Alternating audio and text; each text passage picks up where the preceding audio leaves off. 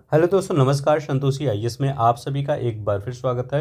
दिल्ली सल्तनत में आज यहाँ पर आपका लास्ट पार्ट होगा। इससे पहले हमने जितने भी पार्ट पढ़ा दिए हैं, 5 पार्ट पढ़ा दिए हैं, आप जाके वहाँ पर देख सकते हैं। ये आपका जो दिल्ली सल्तनत में यहाँ पर सबसे मोस्ट इम्पोर्टेंट पार्ट आप यही कह सकते हैं, क्योंकि जो यहाँ से क्वेश्चन आता है आपके पेपर में, उस और जो चैप्टर हमने पढ़ा है वहाँ से कम आता है। यहाँ से सबसे ज़्यादा क्वेश्चन आता है, क्योंकि यहाँ पर दिल्ली सल्तनत में जो प्रशासन चला था, दिल्ली सल्तनत में जो अर्थव्यवस्था चली थी, उस सब का एक जो व्यवस्थित ढंग से चलाया गया था, जो बुक्स लिखी गई थी और जो आपके स्ट्रक्चर बने थे इतिहास के, सल्तनत काल के, वो मतलब भवन निर्माण हुआ था, मस्जिद निर्माण हुआ था, वो सब यहाँ पर ज़्यादा पूछे जाते हैं आपके पेपर में। आप देख सकते हैं हर बार यहीं से ज़्यादा क्वेश्चन आपके पेपर में पूछा गया है। और आपका जो आरओ का पेपर होता है वहाँ यहाँ से तो बहुत ज़्यादा ही क्वेश्चन आपके आरओ में पूछे गए हैं। हर बार आपके देखिए 2021 में यहाँ पर आरओ के क्वेश्चन पूछ लिए गए हैं। यहाँ पर देखिए 2017 में भी पूछे गए हैं। तो ये वीडियो आपके लिए बहुत इंपॉर्टेंट है अगर आप आरओ की तैयारी कर रहे हैं। मैं कहता हूँ यही आप पीडीएफ पढ़ के चले जाइए। आपको आपके पेपर में आरओ का पेपर होगा या यूपीपीसीएस का पेपर होगा या कोई भी पेपर होगा, आपके हर क्वेश्चन यहाँ से मिल जाएगा। ये अगर इस पीडीएफ को चाहिएगा तो फ्री ऑफ कॉस्ट आप नीचे लिंक दिया गया वहाँ से जाके डाउनलोड कर लीजिएगा, लेकिन इस पीडीएफ को ज़रूर पढ़िएगा। हर एक बार यहाँ से क्वेश्चन आया हुआ है। तो चलते हैं, अब हम शुरू करते हैं। जो लोग नए होंगे, अगर अच्छा लगेगा तो आप लाइक कर दीजिएगा, शेयर कर दीजिएगा, सब्सक्राइब कर दीजिएगा। देखिए हम कोई यहाँ पर प्रिंटेड नोट नहीं लाते हैं कि आपको ऐसे ला के पढ़ा दिए। यहाँ पर हम खुद मेहनत करते हैं, आपके लिए हर एक चीज़ें बनाया जाता है। इसीलिए मैं कहता हूँ थोड़ा सा सब्सक्राइब लाइक कर दिया करिए, ताकि हमारा मोटिवेशन आप बना रहे। ठीक है, किसी के मेहनत को आप अप्रिसिएट करेंगे तो आपकी मेहनत को गॉड अप्रिसिएट करेगा। ठीक है, तो यही है। तो चलते हैं, हम यहाँ पर शुरू करते हैं। देखिए, पहले हम क्या देखेंगे, सल्तनत काल में केंद्रीय प्रशासन के बारे में देखते हैं, ओवरव्यू लेते हैं। पहले ये सब अभी इतनी बार आ जाएगा तो आपको याद हो जाएगा। अब देखिए, जो सुल्तान होता था दिल्ली सल्तनत में, वो किस पद पर होता था? तो उसका पद एक शीर्ष पद होता था। जैसे आज के समय में प्रधानमंत्री जी हैं, वो उनका पद एक शीर्ष पद होता है, वैसे ही सुल्तान का पद जो होता था वो शीर्ष पद होता था। सत्ता के शीर्ष पर यही काबिज होता था। कौन? सुल्तान काबिज होता था।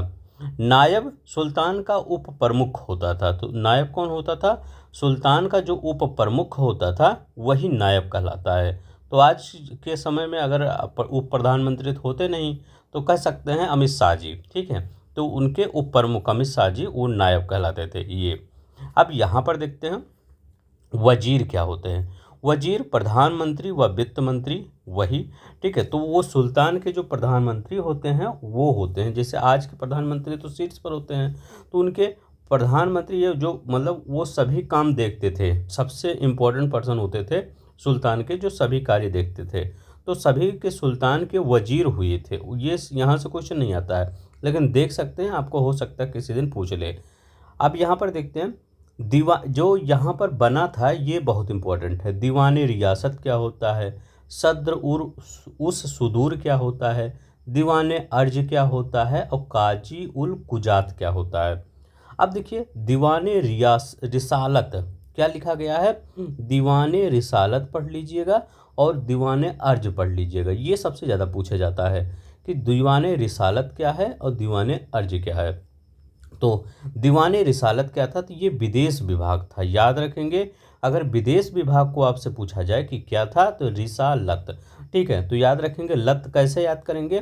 क्योंकि हमेशा सबकी एक बार अगर जो कोई विदेश चला जाता है, स्विट्ज़रलैंड अगर चला जाता है, तो वो सोचता है कि अब हम हमेशा स्विट्ज़रलैंड घूमने जाएं, तो उसकी लत लग जाती है। तो ऐसे याद करिएगा, जहाँ पे लास्ट में लत देखिएगा तो सोच जाइएगा कि विदेश जाना है। ऐसे कुछ ट्रिक बताऊंगा ताकि आपको जितना भी, क्योंकि ये इतना दीवाने अर्ज, दीवाने सब्र, ऐसे इतना चीज़ें हैं कि वहाँ पर भूल जा सकते हैं आप। इसीलिए कुछ ना कुछ ट्रिक बताते हैं तो आपको याद रहे। तो यहाँ पर किसकी लत लग गई है? विदेश जाने की लत लग गई है। तो विदेश विभाग याद रख लेंगे। किसकी लत लगी? विदेश जाने की।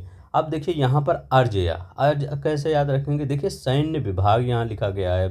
अब देखिए क्या होता है, हमारे जो सैनिक होते हैं जब बॉर्डर पे बैठे रहते हैं, अब क्या हमेशा लड़ाई थोड़ी चलती रहती है, अब बॉर्डर पे बैठे रहते हैं तो इसके बाद वो एक दूसरे में कहते हैं, मतलब कहते हैं चलो गाना वाना गाया जाए, कुछ किया जाए। तो मान लीजिए 4-5 सैनिक यहाँ पर, वीर सैनिक यहाँ बैठे हैं, तो वो कहते हैं चलिए आप ही अर्ज करिए। तो कहते हैं नहीं, आप मतलब जो भी नाम उनका होगा आप अर्ज करिए।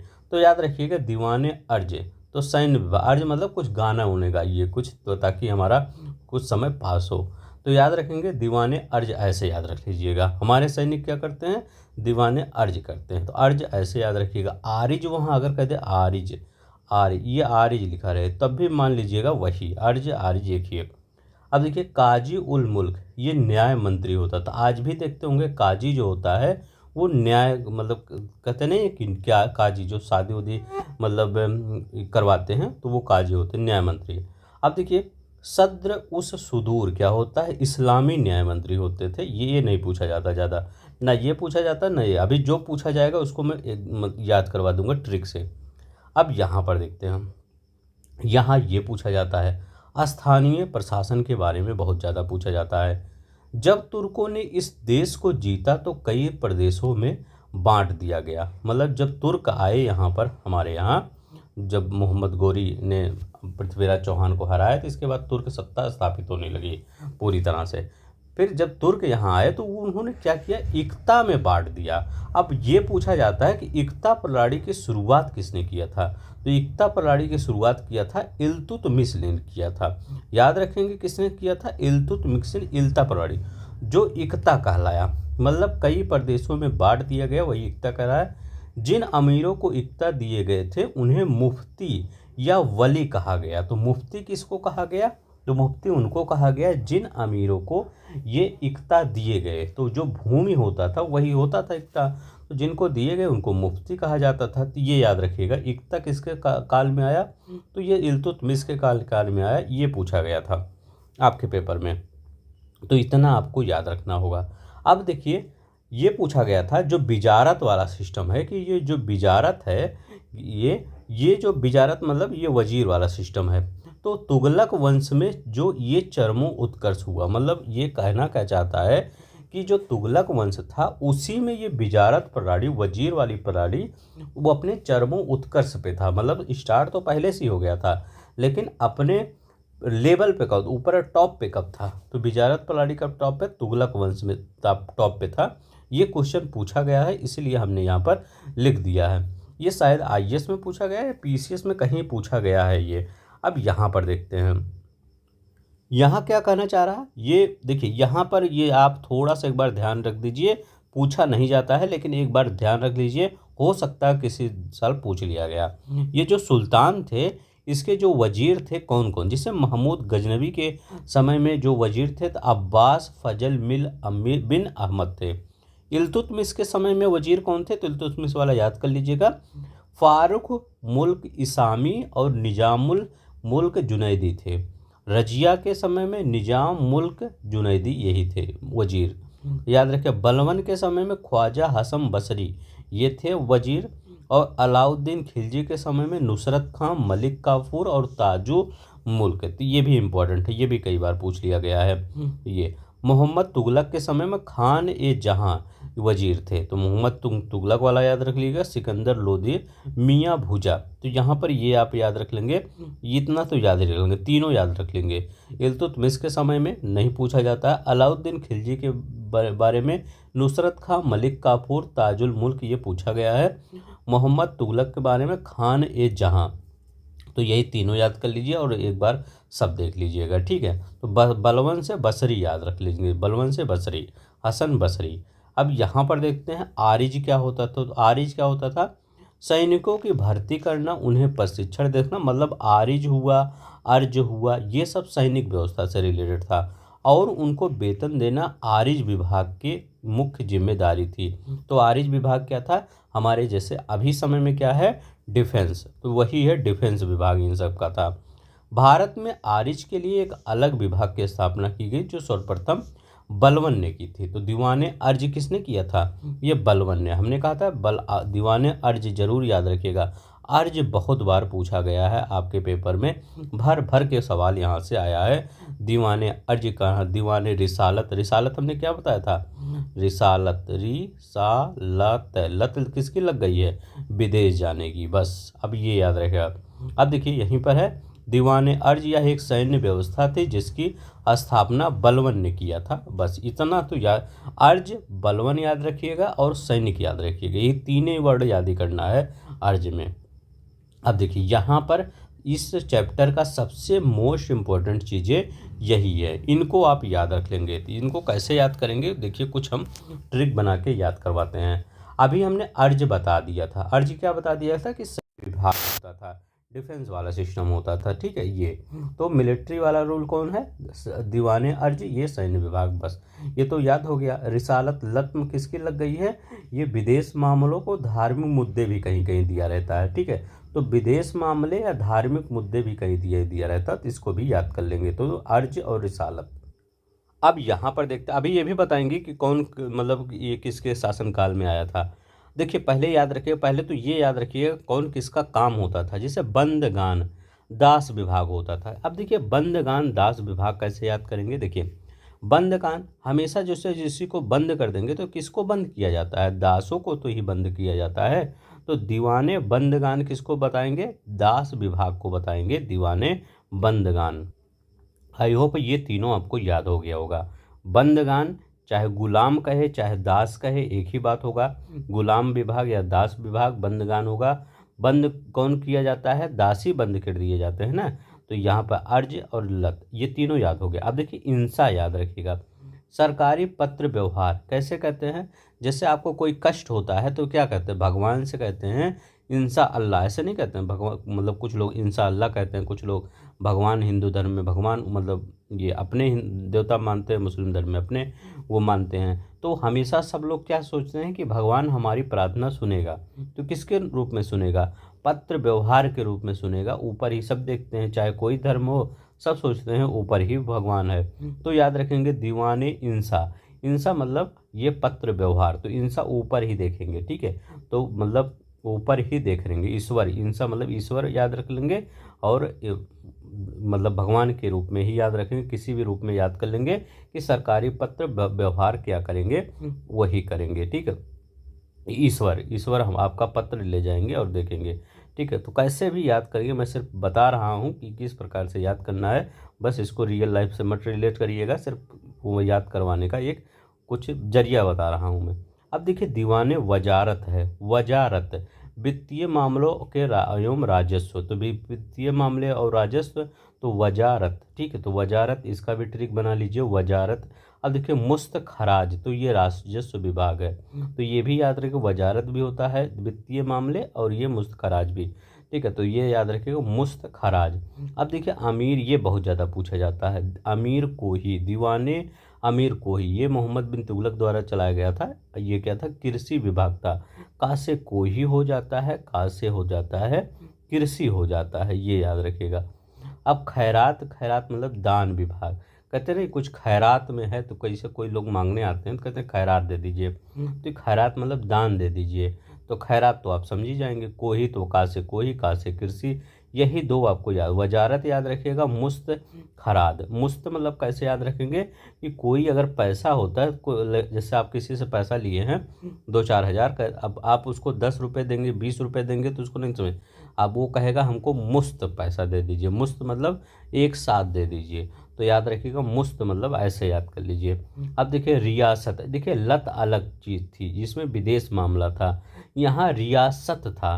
तो रियासत मतलब क्या, बाजार नियंत्रण था। तो रियासत मतलब कहते नहीं हमारे पास रियासत थी पहले, तो रियासत पहले थी क्या था, मतलब कि रियासत पहले थी, पूरी रियासत थी, पूरी बाजार ही थी उसके पास, ठीक है। तो ये ऐसे याद कर लेंगे। आई होप आपको याद हो गया होगा, अभी और याद करवाएंगे, याद ही हो जाएगा। देखिए मुस्त खराज, तो ये अलाउद्दीन खिलजी, मुस्त खराज क्या था, राजस्व विभाग। राजस्व मतलब क्या होता है, पैसा होता है। तो पैसा किस में, देखिए मुफ्त में पैसा दीजिए, बस मतलब हमेशा ऐसे अगर याद रखेंगे, पैसा याद कर लेंगे तो आपको वो रेवेन्यू राजस्व आ जाएगा याद, ठीक है। तो रेवेन्यू विभाग जो मुस्त खराज, वही रेवेन्यू विभाग अलाउद्दीन खिलजी के समय चला था।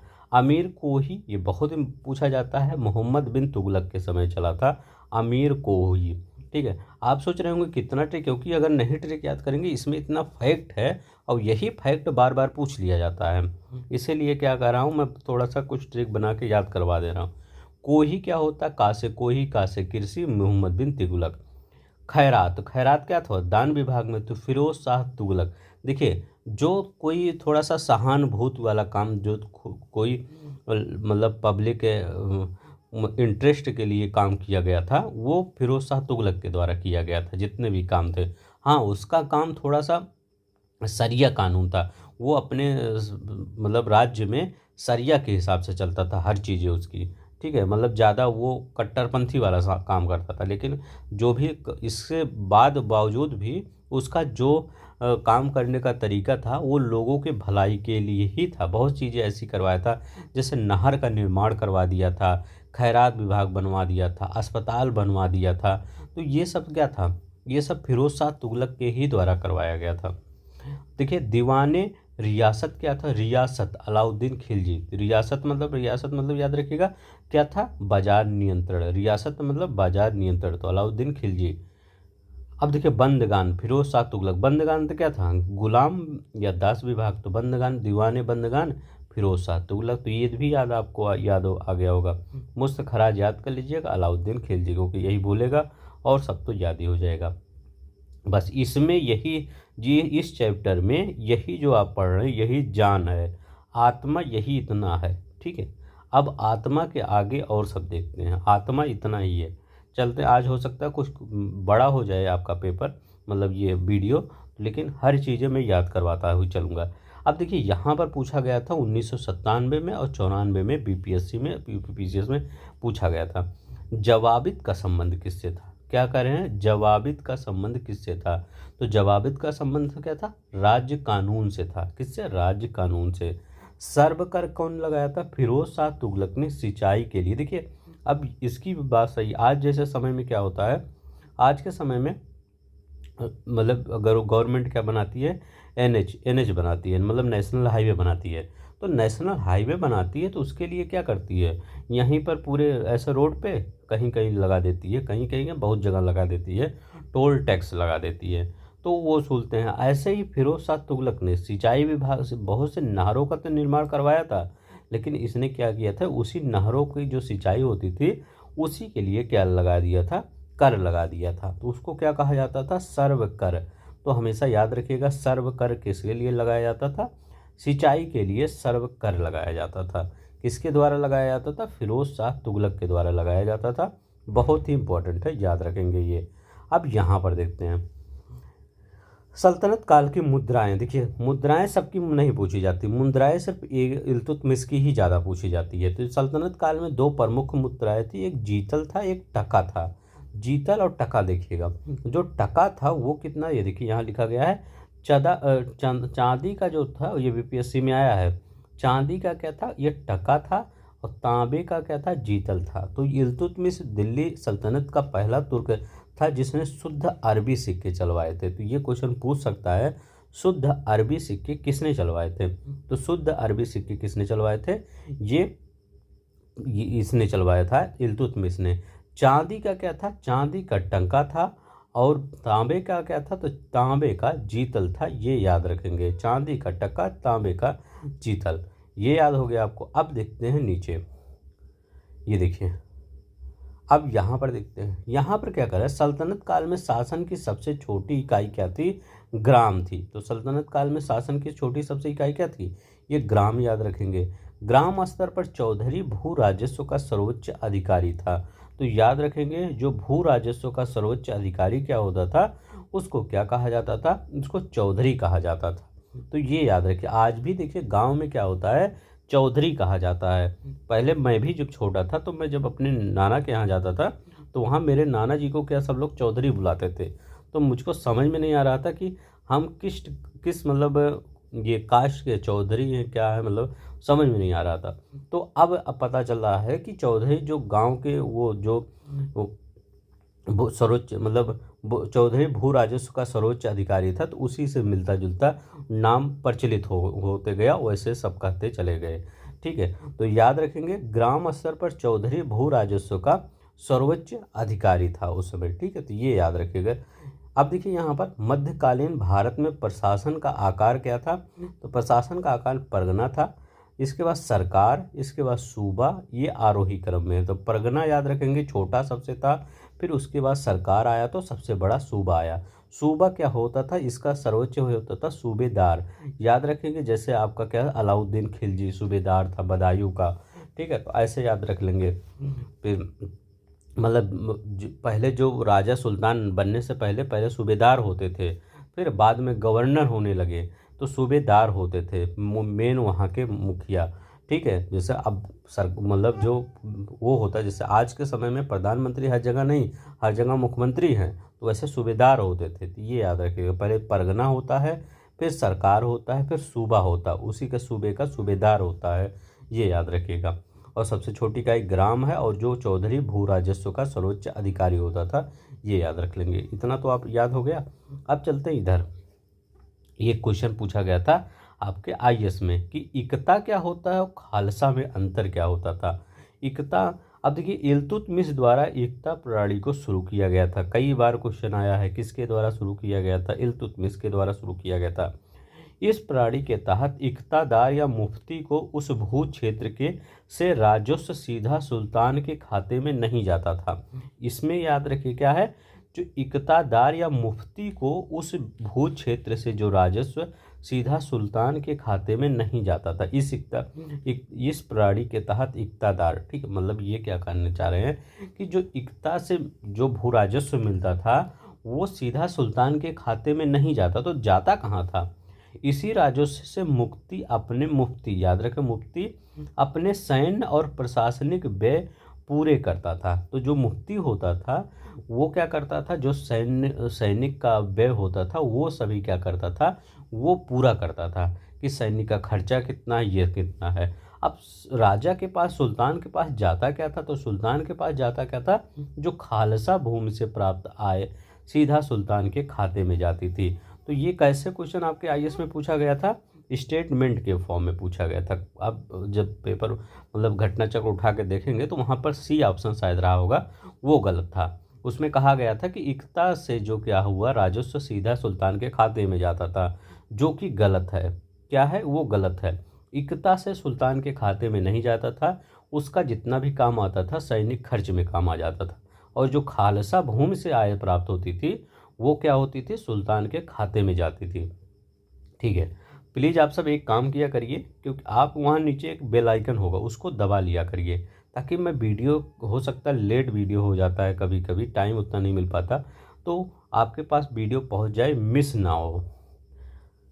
अब यहाँ पर देखते हैं, इतना तो हो गया आपका। ठीक है, और प्लीज़ अपने दोस्तों में भी शेयर कर दिया करिए, जैसे मैं मेहनत करता हूँ वैसे थोड़ा सा अप्रिसिएट किया करिए आप, प्लीज़ आपसे रिक्वेस्ट है। अब देखिए यहाँ पर दिल्ली सल्तनत कला और स्थापत्य, अभी हमने यहाँ पर क्या पढ़ा था, क्या यहाँ पर पढ़ा था प्रशासन के बारे में। अब यहाँ पर क्या पढ़ रहे हैं, दिल्ली सल्तनत का कला और स्थापत्य। एक ही बार पढ़िए, अच्छे से पढ़िए, ताकि हर चीज़ें याद हो जाए। कला स्थापत्य में क्या है, सबसे ज़्यादा यही आपका सबसे पहले कौन आया, कुतुबुद्दीन ऐबक, इसी ने गुलाम वंश की स्थापना की थी। तो अब क्या किया गया, कुतुबुद्दीन ऐबक ने 2.5 दिन का झोपड़ा बनवाया। अब ये 2.5 दिन का झोपड़ा क्या है, एक बार ऐसे क्वेश्चन पूछा गया था, ये 2.5 दिन का झोपड़ा है क्या, तो 2.5 दिन का झोपड़ा एक मस्जिद है। ठीक है, तो ये याद रखेंगे। अब ये 2.5 दिन का झोपड़ा है कहाँ, किस स्थान पर, तो ये अजमेर में पड़ता है। कहाँ पर पड़ता है, अजमेर में। ऐसा बताया जाता है ये 2.5 दिन में ये बन के तैयार हुआ। तो ये क्या है, 2.5 दिन का झोपड़ा है, एक मस्जिद है, झोपड़ा नहीं है, याद रखेंगे, ये मस्जिद है।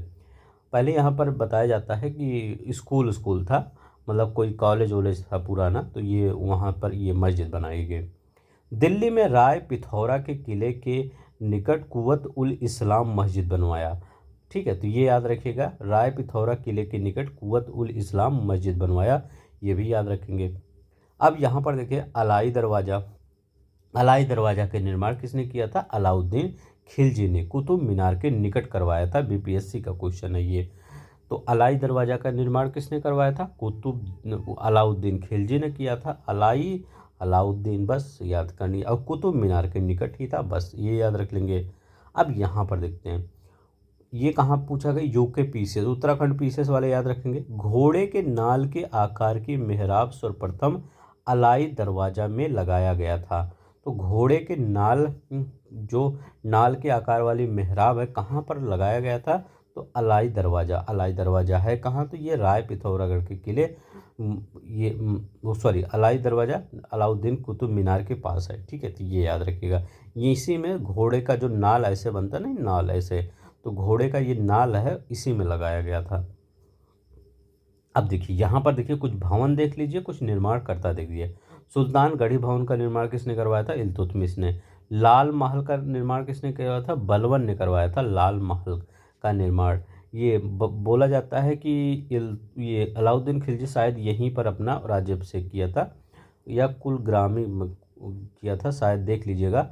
ये लाल महल बहुत सुर्खियों में रहता है। बलबन के बारे में बहुत बार पूछा जाता है कि जो ये लाल महल है, इसका निर्माण किसने करवाया था, तो ये बलबन ने करवाया था। ये जमात खान मस्जिद, इसका किसने करवाया था, खिज्र खान ने करवाया था। जमात खान मस्जिद का निर्माण खिज्र खान।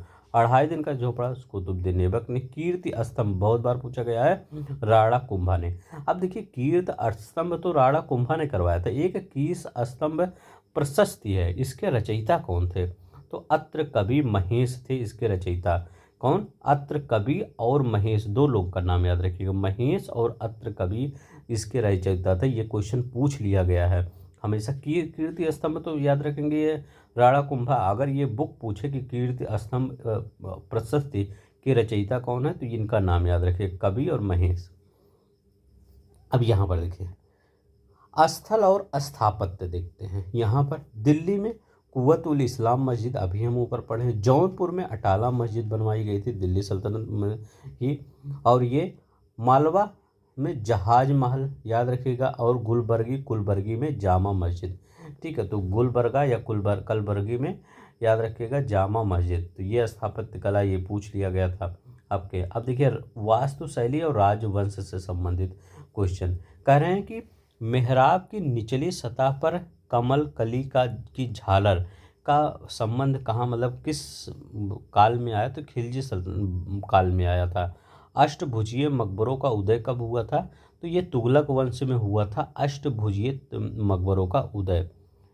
स्तंभों की बोधगाई का प्रयोग कब हुआ था, तो ये विजयनगर में हुआ था। ठीक है, झुकी हुई दीवारों के साथ विशाल मुख्य द्वार, ये सरकी के कार्यकाल में हुआ था। तो ये याद रखिएगा कौन सा किसके कार्य, ये मत सोचिएगा ये नहीं आएगा, पेपर में आपके पूछा गया था ये। ठीक है, तो ये याद रखिएगा, ये पेपर में आपके पूछा गया था, ये आपके पेपर में फिर आ सकता है। ठीक है, झुकी हुई दीवारों को विशाल मुख्य द्वार, सरकी के काल में। अब यहाँ पर देखते हैं ये दिल्ली सल्तनत का साहित्य देखते हैं। अभी यहाँ पर क्या देखे थे, इतना हमने देखा था कि कला और स्थापत्य के बारे में दिल्ली सल्तनत में क्या हुआ था। तो कला और स्थापत्य वाले में ज़्यादा नहीं, जो बहुत कुछ हुआ था, लेकिन साहित्य वाले में बहुत कुछ हुआ था दिल्ली सल्तनत में।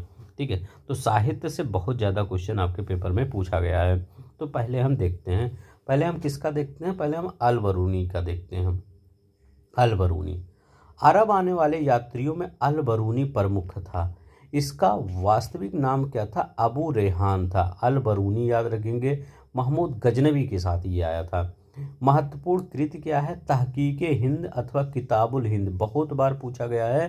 किताबुल हिंद किसकी पुस्तक है, तो अल-बरूनी की पुस्तक है। किताब-उल हिंद अल-बरूनी तत्कालीन भारतीय समाज की व्यवस्था के बारे में विशेष विवरण देता है। अल-बरूनी की किताबुल हिंद या तहकीके हिंद, दोनों याद रखिएगा, तहकीके हिंद या किताबुल हिंद, ये याद रखेंगे किसकी पुस्तक है, अल-बरूनी की। इसका वास्तविक नाम अबू रेहान था। अरब से आने वाले यात्रियों में अल-बरूनी प्रमुख था। अब यहाँ पर देखते हैं, ये भी देख लेते हैं, फिर वहाँ पर चलते हैं। यहाँ देखते हैं, फिर ये नीचे जाते हैं। यहाँ क्या करा है, अबुल हसन यामनी या अमीर खुसरो, ये अमीर खुसरो के बारे में पढ़िए, सबसे इम्पोर्टेंट है अभी तक। अगर आप इसमें यहाँ देखेंगे अमीर खुसरो के बारे में, इसके बारे में यहाँ पर जितनी चीज़ें लिखी गई है हर एक पेपर में पूछा गया है। पहले इसके बारे में ये याद रखिएगा कि हिंदी और फारसी दोनों भाषाओं का ये विद्वान था। किसका विद्वान था, हिंदी का भी विद्वान था और ये फारसी का भी विद्वान था। ये तो एक वर्ड ये याद, मतलब एक सेंटेंस ये आगे याद हो गया। दूसरा ये पूछा था कि यह क्या था, कवि भी था, संगीतज्ञ भी था और इतिहासकार भी था। तो ये भी याद रखिएगा। अब जब ये मुझसे पढ़ रहे हैं ना, एक बार घटना चक्र उठाइएगा, हर क्वेश्चन आप कर देंगे, फिर कॉन्फिडेंस आएगा। फिर आप सोचेंगे कि हाँ, जो भी हमको चीज़ें मिला है वो चीज़ें अच्छे से मिला है, मतलब ऐसा नहीं कि कुछ भी मैं पढ़ा दिया आपको। ठीक है, वो जो भी पढ़ाता हूँ वो पेपर में आने की ज़्यादा संभावना रहती है, और पेपर में जाकर देखिएगा यही सब आएगा। कवि, संगीतज्ञ, इतिहासकार, हाँ थोड़ा सा कंटेंट हमारा टफ रहता है, लेकिन हर एक चीज़ें अच्छे से रहती है। यहाँ पर जन्म क्या हुआ, इसका जन्म एटा जिले में वर्तमान कासगंज है तो पटियाली नामक स्थान पर हुआ था। किस स्थान पर हुआ था, पटियाली नामक स्थान पर हुआ था। पटियाली भी पूछ सकेगा, एटा भी लगा देगा, तो कुछ भी लगाइए और रखेगा वो लगा दीजिएगा। स्वयं को तूती ये हिंद बोला जाता था, तो ये किसको, अमीर खुसरो को स्वयं को तूती ये हिंद कहा गया था। हिंदुस्तान का तोता इसको बोला गया था। क्या, हिंदुस्तान का तोता या तूती ये हिंद। पटियाली याद रखिएगा। कवि था, संगीतज्ञ था, इतिहासकार था, हिंदी फारसी दोनों भाषाओं का विद्वान था। अब देखिए, खड़ी बोली के विकास में अग्रणी भूमिका, तो यही क्वेश्चन बनता है कि खड़ी बोली के विकास में सबसे अग्रणी भूमिका किसने निभाई थी, तो अमीर खुसरो ने निभाई थी। इसने 7 सुल्तानों का शासनकाल देखा था। अब वहाँ पर ऑप्शन में आपको दिया था ये निजामुद्दीन औलिया दिया था, और इसका भी नाम दिया था।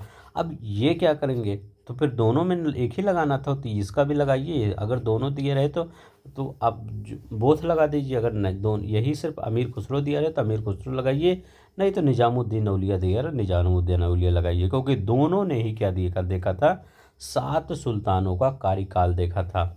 अमीर खुसरो ने भी देखा था, निजामुद्दीन औलिया ने भी देखा था। और ये याद रखिएगा, अमीर खुसरो ने ही भारत में कव्वाली से जाने जाने वाली संगीत शैली के प्रारंभिक रूप के आरंभकर्ता अमीर खुसरो थे। ये 2000 IAS 2003 का क्वेश्चन है। देखिए कितना अच्छा क्वेश्चन है कि जो भारत में संगीत, कव्वाली का संगीत होता था, उसको प्रारंभिक रूप से आरंभ करने वाले कौन थे, अमीर खुसरो ही थे। तो इतना इस साइड के जितना भी है आपका हर एक पेपर में पूछा गया है, IAS से PCS से लेकर, ये याद रख लेंगे। यहाँ पर तो सबको याद ही होगा, सिर्फ आपको यही याद रखना होगा, अमीर खुसरो और निजामुद्दीन औलिया ने भी 7 सुल्तानों का शासनकाल देखा था ये, और सब तो याद ही होगा। और कव्वाली वाला थोड़ा कम याद होगा, ये भी याद कर लीजिए।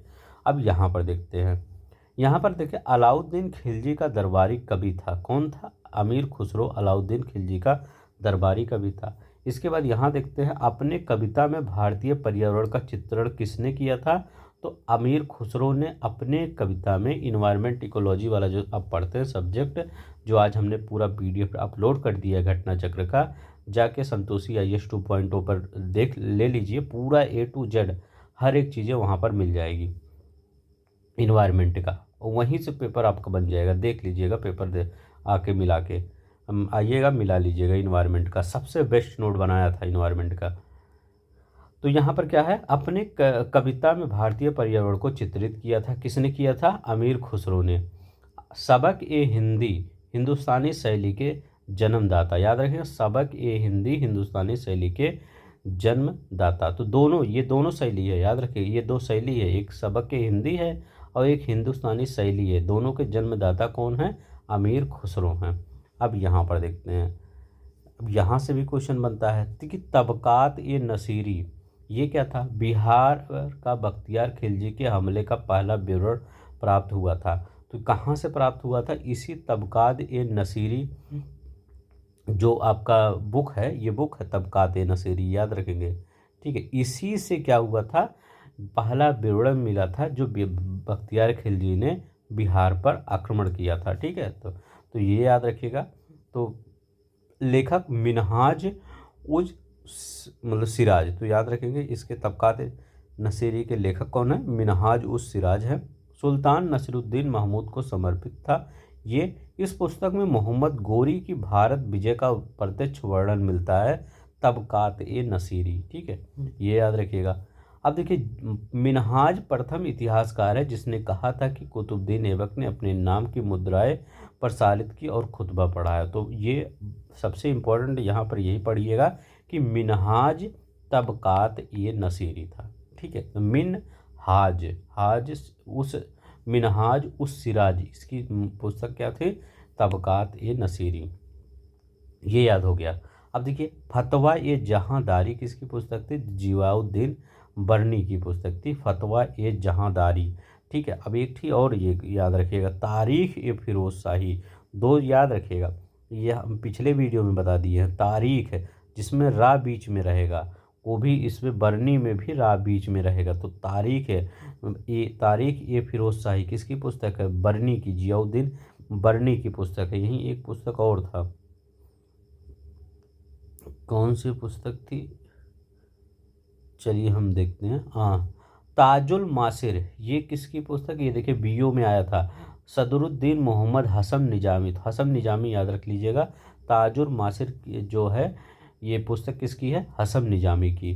तारीख ए मुबारक शाही, याही बिन अहमद सैयद शासक मुबारक शाह के संरक्षण में। ठीक है, तो ये याही बिन अहमद, तारीख मुबारक शाही जो किसने लिखा था, याही बिन अहमद ने। ठीक है, तो ये सैयद शासक मुबारक शाह के संरक्षण में रहता था। खजाइन उल फतूह, अमीर खुसरो की याद रखिएगा, खजाइन ये फतूह अमीर खुसरो की। तारीख हिंद अलबरूनी की ऊपर पढ़ चुके हैं। तारीख दिल्ली अमीर खुसरो की थी। रेहला किसकी थी, इब्न बतूता की, बहुत बार पूछा जाता है, रेहला किसकी पुस्तक है, इब्न बतूता की। तबकात नसीरी मिनहाज की, तबकात नसीरी, ये देखिए तबकात नसीरी मिनहाज। ठीक है, तो ये भी है मिनहाज। तो रेहला देखिए यहाँ कौन कौन इंपॉर्टेंट है, रेहला याद रख लीजिएगा, तबकात नसीरी याद रखिएगा, इंपॉर्टेंट है।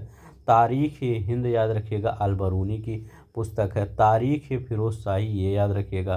किताबुल हिंद याद रखेंगे, ये पृथ्वीराज रासो चंद्र बरदाई। फतवा है जहांदारी जियाउद्दीन बरनी, पृथ्वीराज रासो तो बताया ही नहीं थे, ये चंद्र बरदाई की पुस्तक है, बहुत इंपॉर्टेंट पुस्तक है। ठीक है, तो ये याद रख लेंगे। अभी और पुस्तक बताएंगे, देखिए फारसी भाषा को दिल्ली के सुल्तानों ने संरक्षण प्रदान किया, अर्थात फारसी को राजभाषा का स्थान प्रदान किया गया था, ये याद रख लेंगे। ये भी क्वेश्चन आया हुआ था कि किस भाषा को दिल्ली सल्तनत में संरक्षण दिया गया था, तो फारसी लैंग्वेज था। अब यहाँ देखिए कृति और लेखक, हकाइक हिंदी किसकी थी, हकाइक हिंदी अब्दुल वाहिद बिलग्रामी की थी, हकाइक हिंदी। तहजीब अखलाक किसकी थी, इस्न मिसकाविया की थी। कुंजुल तिजार किसकी थी, बैलक अल कबियाई की थी, कहीं पूछा गया है इसीलिए यहाँ लिखा गया है। जामुअल हिकायत कितनी सी, सदरुद्दीन मोहम्मद औफ़ी की पुस्तक थी। फ़दाइल फ़दान किसकी थी, इस पुस्तक में शेख निजामुद्दीन अवलिया की बातचीत का विवरण है, इसका संकलन मीर हसन सिजजी ने किया था, तो अमीर हसन सिजजी ने किया था। तो ये देखिए थोड़ा सा आपको टफ लगेगा ये कृति और लेखक, लेकिन पूछा गया है तो इसलिए हमने लिख दिया है। किंजुल तिजार याद रखिएगा, बैलक अल कबाई की, और क्या याद रखिएगा, जवामुअल हिकायात सदरुद्दीन मोहम्मद औफ़ी। ठीक है, दायरे से क्वेश्चन जब पूछ लिए जाते हैं तो थोड़ा सा टफ हो जाता है। फ़वादुल फ़वाद, ठीक है, ये भी याद रख लीजिएगा। यहाँ पर देखिए सितार वाद्य को हिंदू मुस्लिम गान वाद्यों का सर्वश्रेष्ठ मिश्रण माना जाता है, तो किस को माना जाता है, सितार वाद्य को, ये भी फैक्ट है आपका।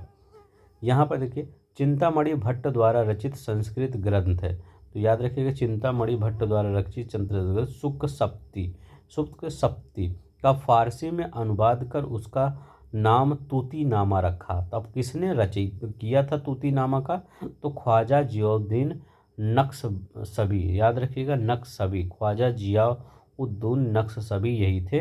इन्होंने क्या किया था, चिंतामणि की जो संस्कृत ग्रंथ है, तो इनका ग्रंथ भी याद रखिएगा चिंतामणि का, हो सकता है किसी साल आ जाए कि चिंतामणि की, तो सुक्त सप्ती इनका ग्रंथ है, और तूतीनामा उसके नाम से अनुवाद कर दिया गया है। ख्वाजा किसने किया, ख्वाजा जियाउद्दीन नक्शबरी। अब देखिए राणा कुंभा, यहाँ पर ये याद रख लेंगे और ये याद रखिएगा। यहाँ पर संगीत के कुछ पुस्तक हैं, देखिए जिसे राणा कुंभा ने महमूद खिलजी पर विजय प्राप्त कर चित्तौड़ में विजय स्तंभ कीर्त स्तंभ 1440 मतलब 1448 ईस्वी में निर्माण करवाया था। तो कीर्ति स्तंभ का निर्माण करवाया था किसने, ये राणा कुंभा ने। अब देखिए, जो राढ़ा कुंभा ने संगीत शास्त्र पर पुस्तक लिखी थी, कौन कौन सी पुस्तक थी? संगीत मीमांसा पुस्तक थी एक, और संगीत राज पुस्तक थी। तो संगीत मीमांसा और संगीत राज ये पुस्तक थी आदि ग्रंथों का वर्णन के। तो ये राणा कुंभा के बारे में दो पुस्तक याद रखिएगा, संगीत मीमांसा, संगीत राज। और यहाँ पर संगीत से रिलेटेड कुछ पुस्तक है, जैसे पुंडरीक विट्ठल, तो इस इनकी संगीत की राग माला था इनकी पुस्तक संगीत की। द्वारकानाथ भट्ट की रामचंद्रिका इनकी पुस्तक थी। कृष्णानंद व्यास की तो राग कल्पद्रुम इनकी पुस्तक थी, याद रखिए कृष्णानंद व्यास की राग कल्पद्रुम इनकी पुस्तक थी। श्रीकंठ रास कौमुदी इनकी पुस्तक थी, वो रस कौमुदी इनकी पुस्तक थी श्रीकंठ की। सोमनाथ राग विबोध इनकी पुस्तक थी, क्या थी? सोमनाथ राग विबोध इनकी पुस्तक थी। वेंकट मक्खन चतुर्दंडी प्रकाशिका इनकी पुस्तक थी। ठीक है, तो ये जो अभी ये जितनी पुस्तक दिख रही है ये संगीत की पुस्तक है, तो इनसे पूछ लिया जाता है आपसे। श्रीकंठ की रस कौमुदी याद रखिएगा, सोमनाथ की राग विबोध याद रख लीजिएगा, वेंकट मखिन का चतुर्दंडी प्रकाशिका याद रखेंगे, द्वारकानाथ भट्ट की राग चंद्रिका याद रखेंगे। ठीक है, तो ये याद रख लेंगे। अब यहाँ पर देखते हैं, ये पूछा गया था आरो यारो 2021 में। लेखक और पुस्तक, नंददास की पुस्तक कौन सी? रास पंचाध्यायी इनकी पुस्तक थी। वृंदावन दास, वृंदावन दास है तो वृंदावन दास की पुस्तक कौन थी? चैतन्य भागवत इनकी पुस्तक थी। जयानंदा चैतन्य मंगल इनकी पुस्तक थी। नरहरि चक्रवर्ती की पुस्तक थी भक्ति रत्नाकर। ठीक है, तो भक्ति रत्नाकर इनकी पुस्तक थी। तो ये भी आपके आरो यारो में देखिए किस प्रकार से क्वेश्चन पूछे जा रहे हैं आपके पेपर में। आरो यारो 2021, ये नहीं कह सकते कि ये सब टफ सिंपल था। नंददास रस पंचाध्यायी, बिंदा दास तो बिंदा दास किसकी? चैतन्य भागवत इनकी पुस्तक है। जयानंदा चैतन्य मंगल इनकी पुस्तक है। नरहरि चक्रवर्ती भक्ति रत्नाकर इनकी पुस्तक है। नरहरि चक्रवर्ती। अब देखिए हरि कैसे याद रखिएगा? हरि याद रखिएगा, और रत्नाकर भगवान विष्णु कहाँ रहते हैं? रत्न मतलब समुद्र में रहते हैं, जिसको रत्नाकर बोला जाता है। फिरोज शाह तुगलक ने अपने संस्मरण फुतूहात ये फिरोज शाही नाम से खुद लिखा। तो जो ऐसा जो शासक था जिसने अपना संस्मरण खुद लिखा, उस संस्मरण का नाम क्या था? तो उस संस्मरण का नाम था फुतूहात ए फिरोज शाही। तो ये याद रखिएगा। हाँ, यही मैं ढूंढ रहा था, फुतूहात ए फिरोज शाही ये पुस्तक है। और इनकी पुस्तक कौन थी? तारीख ए फिरोज शाही। तो यहाँ पर रा है तो यहाँ पर बरनी लगा दीजिएगा, नहीं दोनों में कंफ्यूज मत होइएगा। जब तारीख ए फिरोज शाही है तो बरनी है। अब जब यहाँ पर क्या कहे आपको कि फुतूहात ए फिरोज शाही, तो ये किसने लिखा था? फिरोज शाह तुगलक ने लिखा था।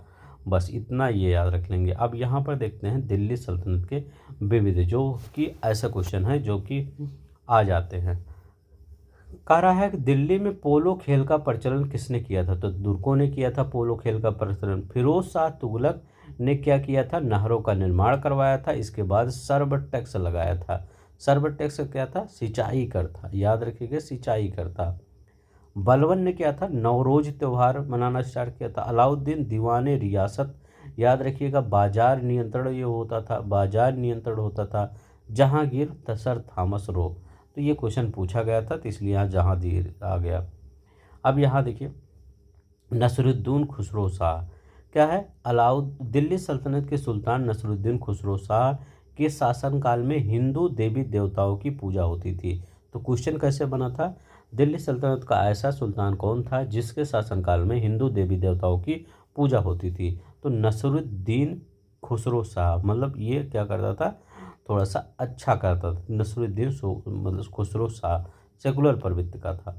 मुबारक शाह की हत्या के उपरांत खुसरो खां नसरुद्दीन खुसरो शाह की उपाधि धारण कर गद्दी पर बैठा था। तो किसकी? मुबारक शाह की हत्या कर के उपरांत खुसरो खां मतलब नसरुद्दीन खुसरो शाह की उपाधि धारण करके गद्दी पर बैठा था। ठीक है, तो खुसरो खां ही नसरुद्दीन खुसरो शाह की उपाधि धारण करके गद्दी पर बैठा था, मुबारक शाह की हत्या करके। ठीक है, इतना याद रखिएगा।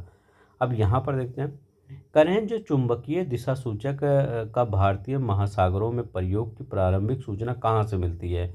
तो सदरुद्दीन मोहम्मद इब्न मोहम्मद, ठीक है, औफी मोहम्मद इब्न मोहम्मद औफी बुखारी द्वारा दी गई थी। पुस्तक क्या थी? लुबाब उल अलबाब और जवामी उल हिकायत। ये नाम भी वैसे हैं, याद रखिएगा। लुबाब उल अबलाब अल अलबाब और जवामी उल हिकायत है। इसी में दिशा सूचक यंत्र के बारे में संदर्भित करता है। तो किसने? जवामी उल हिकायत। ये याद रखिएगा, जवामी उल हिकायत में ही पहली बार दिशा सूचक यंत्र के बारे में बताया जाता है, इसी पुस्तक में। अब यहाँ पर देखते हैं ये कहाँ पूछा गया है आपके, ये यूपीपीसीएस 2014 में पूछा गया है। फिर यही क्वेश्चन आईएएस में पूछा गया था। आईएएस 2022 में शायद पूछा गया था, हाँ 2022 का क्वेश्चन है। क्या था? दस्तार बंदगान क्या था? सल्तनत काल में ऊंचे धार्मिक और न्यायिक पदों पर बैठे व्यक्तियों जैसे उलेमा को सामूहिक रूप से दस्तार बंदार कहा जाता था। तो दस्तार बंदार किसको कहा जाता था? जो सल्तनत काल में धार्मिक पदों पर बैठे रहते थे। और कुल्हा दारन क्या कहा जाता? तो वही है, सिर्फ घुमा दिया थोड़ा। मुस्लिम धर्म में सैयद, जो सैयद होते थे, आदि धर्म विचारकों का समूह, वही धर्म विचारकों का समूह, राज्य द्वारा धार्मिक और न्यायिक अधिकारियों के रूप में नियुक्त पीर सैयद को सामूहिक रूप से दस्तार बंदान कहा जाता। तो वही ऊपर वाला, जो सैयद को सामूहिक रूप से क्या कहा जाता था? उनको दस्तार बंदान, अर्थात टोपी और कुल्हा पहनने वाले। इनमें सैयद विशेष प्रकार की नुकीली टोपी पहनते थे, जिन्हें कुलाह दरान कहते थे। इसी में से जो नुकीली टोपी पहनते थे उनको क्या कहा जाता था? कुलाह दारन कहा जाता है। तो कुलाह दारन और दस्तार बंदार लगभग लगभग एक ही शब्द है, ठीक है, जो कि ये धर्मगुरु हैं जो ऊपरी पोस्ट पर बैठे रहते हैं। बस इतना याद रखेंगे। अब यहाँ पर देखते हैं, करें चंदावर का युद्ध कब हुआ था? 1194 में हुआ। तैमूर का आक्रमण 1398 में हुआ, बहुत इंपॉर्टेंट है।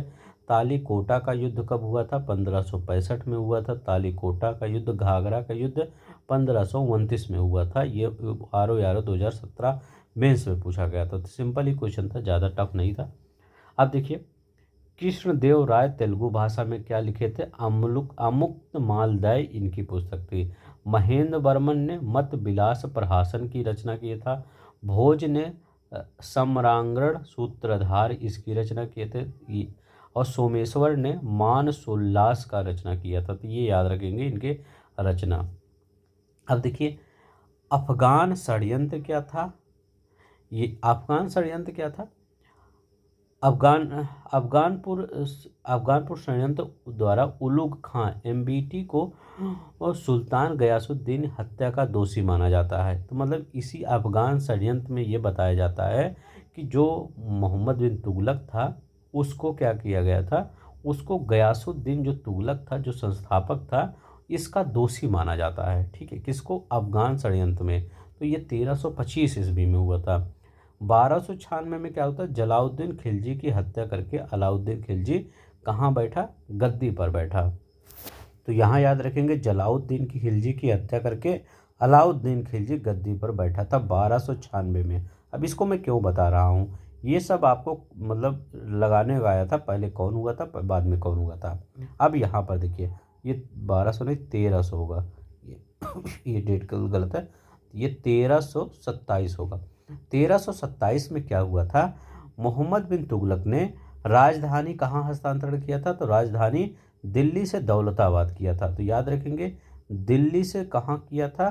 तो दिल्ली से दौलताबाद अपनी राजधानी स्थानांतरित किया था, ठीक है। तो ये याद रखेंगे, कब? 1327 में मोहम्मद बिन तुगलक ने राजधानी दिल्ली से दौलताबाद स्थानांतरित किया था। 1296 में जलाउद्दीन की हत्या करके अलाउद्दीन खिलजी गद्दी पर बैठा था। अफगान षड्यंत्र कब हुआ था? तो अफगान षड्यंत्र द्वारा उलुग खां मतलब MBT जो है मोहम्मद बिन तुगलक को मतलब इसी को उलुग खां कहा जाता था, उपाधि थी। गयासुद्दीन तुगलक की हत्या करके हत्या का दोषी माना गया, यही अफगानपुर षड्यंत्र था। तो अफगानपुर षड्यंत्र अगर कोई पूछे आपसे क्या है, तो आप यही बताइएगा कि मोहम्मद बिन तुगलक को दोषी माना गया था। क्यों? क्योंकि उसने गयासुद्दीन तुगलक की हत्या कर दी थी। तो ये याद रखेंगे, ये हो गया। तो ये आप तो सीक्वेंस में आप तो लगा ही देंगे। अब यहाँ हो गया। अब यहाँ देखते हैं, आइन उल मुल्क मुल्तानी ने अलाउद्दीन खिलजी, मोहम्मद बिन तुगलक और फिरोज शाह तुगलक के अधीन अपनी सेवा दी थी। तो किसने किसने किसके किसके अधीन दी थी सेवा? अलाउद्दीन खिलजी के अधीन सेवा दी थी, मोहम्मद बिन तुगलक के अधीन सेवा दी थी, और फिरोज शाह तुगलक के अधीन सेवा दी थी। किसने दी थी? आइन उल मुल्क मुल्तानी ने। काफ़ी समय तक जिए होंगे ये, ठीक है, तो ये याद रखिएगा। अब देखिए हेमचंद्र सूरी। हेमचंद्र सूरी विद्वान और लेखक जो जैन धर्म का अनुयायी था, ये याद रखिएगा। किसके दरबार को ये सुशोभित कर रहे थे? तो ये जयसिंह सिद्धराज के दरबार को सुशोभित कर रहे थे। अब देखिए मैं आपको एक चीज़ बताता हूँ, जो पहले के लेखक थे या इतिहासकार थे या कवि थे, वो जो भी पहले लिखते होंगे, चाहे वो मुस्लिम थे, चाहे तुर्क थे, चाहे वो हिंदू थे या जैन, कोई भी रहा हो, चाहे जो रहा हो, वो जिसका भी इतिहास रहा होगा, वो इतिहास ऐसा नहीं है कि बहुत सारी उसमें झूठी बातें लिखी होगी। लगभग 98% मैं आपको बता सकता हूँ कि जो पुस्तक लिखा होगा वो सब बहुत सही पुस्तक है। क्योंकि अगर आपको कभी मौका मिले वो सब पुस्तकें पढ़ने को, जिनकी ये सब पुस्तकें हैं, तो आप पढ़िए। वो सबसे क्या हुआ, मतलब अगर आपको ज़्यादा इंटरेस्ट डीप में जाना है, जैसा जिसका ऑप्शनल है, तो वो मैं ये बताना चाहता हूँ, वो सब 98% सही लिखे होंगे। चाहे वो किसी भी धर्म को मानते होंगे, ठीक है, उससे नहीं फ़र्क पड़ता है, लेकिन जो भी कुछ कोई लिखा होगा वो लगभग सही लिखा होगा। क्योंकि आज के समय में जो दुनिया है वो क्या है, जो भी कोई पुस्तक लिखता है तो उसके पीछे बहुत सी पॉलिटिकल चीज़ें होती है, मतलब बहुत सी दबाव होती है। कोई ऐसा, मतलब बहुत कम ही स्वतंत्र कवि हैं जो अपनी मतलब कहानियों को, अपनी जीवन गाथा को या किसी पे ऊपर स्वतंत्रता पूर्वक लिखते हैं। नहीं लिखता आजकल कोई। क्यों? क्योंकि उन पर दबाव होता है, उनका वो किसी की मतलब चापलूस टाइप का ये भी काम करते हैं, तो बहुत कम बचे हैं। लेकिन पहले के जो थे सब, चाहे वो किसी भी धर्म के रहे होंगे, सब पहले क्या थे, चापलूस थे। वो मैं नहीं कर रहा हूँ वो भी, लेकिन बहुत सी चीज़ें उनकी वहाँ पर सही मिलती है, ठीक है। तो मेरा ये कहने का मतलब है कि बहुत सी चीज़ें आपको अगर वहाँ करना हो, वहाँ पर बहुत से पढ़ेंगे तो आपको बहुत सी चीज़ें ऐसी मिलेंगी जो लगेगा कि हाँ ये सही होता होगा, ठीक है। अभी को किसी भी ऐसे आप सोचिए, किसी भी अगर बुजुर्ग को देखेंगे तो वो झूठ बहुत कम ही बोलता होगा। तो अभी आप सिर्फ 70-80 साल पीछे जाएंगे तो वो कितना साधारण व्यक्ति रहा होगा कि झूठ नहीं बोलते। आप आपके दादा परदादा, तो आप अगर 200-400-500 साल 1000 साल पीछे जा रहे हैं, तो सोचिए वो सब कितने मतलब ट्रस्टेड लोग होंगे, जो भी होगा, ठीक है। तो ये याद रख लेंगे, वो उनकी पुस्तक सबकी अच्छी पुस्तक होगी। अब देखिए महत्वपूर्ण युद्ध कब हुआ था? कलिंग का युद्ध 261 ईसा पूर्व में। तराइन का युद्ध कब हुआ था? 1192 ईस्वी में। हल्दी घाटी का युद्ध 1576 में हुआ था। पलासी का युद्ध 23 जून 1757 में हुआ था, ये याद रखेंगे। अब देखिए पनही उपान्ह क्या होता है? ये पनही क्या होता है, उपान्ह क्या होता है? मध्यकालीन भारत में इसका उल्लेख जूता के संदर्भ में किया जाता है। मतलब अब जूता अगर कोई पहले खरीदने जाता होगा, कहीं पे खरीदने जाता होगा, ये पहले तो बनवाते थे जूते लोग, तो वो किस के पनही नाम से बनवाते थे। कहते हैं भैया एक पनही बना दीजिए या एक उपान्ह बना दीजिए, वो हमको पहनना है, तो पनही उपान्ह। फड़म क्या होता है? आईएएस 2022 का क्वेश्चन। ऐसे क्वेश्चन आपके पीसीएस पेपर में बहुत फ्रिक्वेंटली पूछे जाते हैं कि जो एक वर्ड के होते हैं वो पूछ लिए जाते हैं। फड़म याद रखिएगा, आपके पेपर में आ सकता है। मध्यकालीन भारत में, खास तौर पर दक्षिण भारत में, सोने के सिक्के फड़म कहलाते थे। तो सोने के सिक्के जो कहलाते थे वो क्या कहलाते थे? फड़म कहलाते थे। वो भी मेनली दक्षिण भारत में। अब यहाँ पर देखते हैं महत्तर और पटिकल क्या होता था? वैदिक साहित्य के अनुसार गांव का मुखिया ग्रामीणी कहलाता था। उत्तर भारत में उसे ग्रामिका या ग्रामयोका कहलाते थे। महाराष्ट्र में ग्रामकृत या पटिकल कहलाते थे। आइए 2014 में क्वेश्चन आया था। कर्नाटक में गुवंद कहलाया गया था। उत्तर प्रदेश में महत्तक कहलाया गया था। तो महाराष्ट्र में पट्टिकल कहा गया था, ये पूछा गया था, और उत्तर प्रदेश में महत्तक कहा था, यही दोनों पूछा गया था। तो याद रखेंगे उत्तर भारत में ग्राम के मुखिया को क्या कहा जाता है?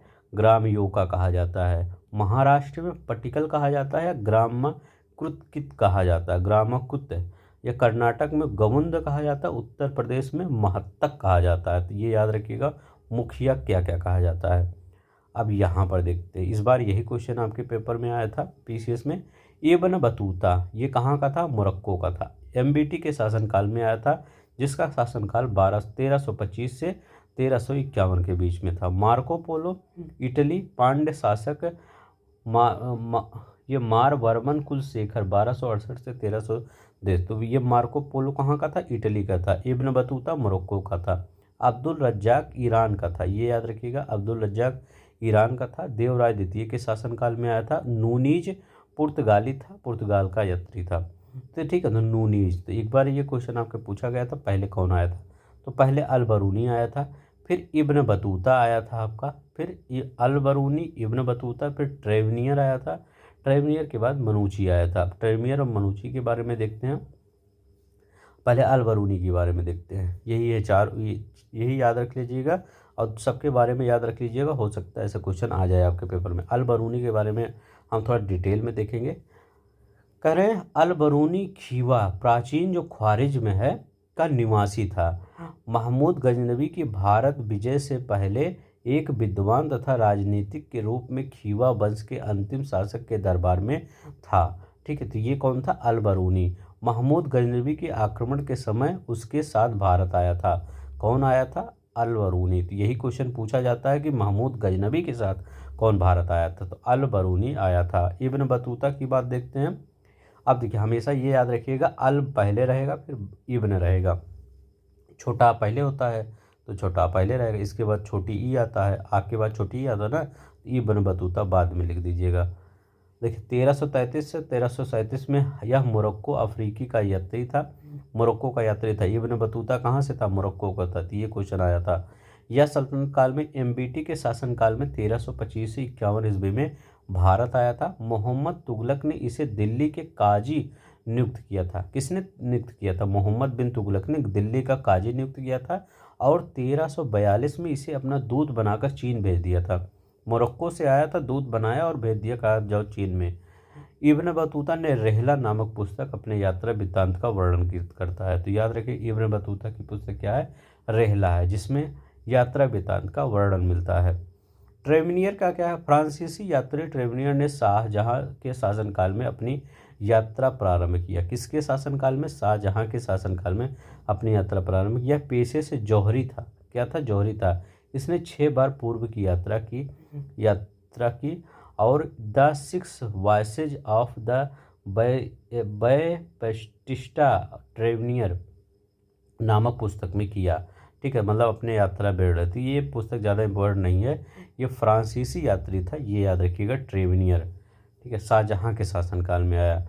अब मनूची कौन था? देखिए, शाहजहां के बाद मनूची आएगा, यही आप याद रखिए। अल बरूनी, फिर इब्न बतूता, फिर ट्रेवनियर, फिर आपका मनूची। मनूची दाराशिकोह के समय आया था।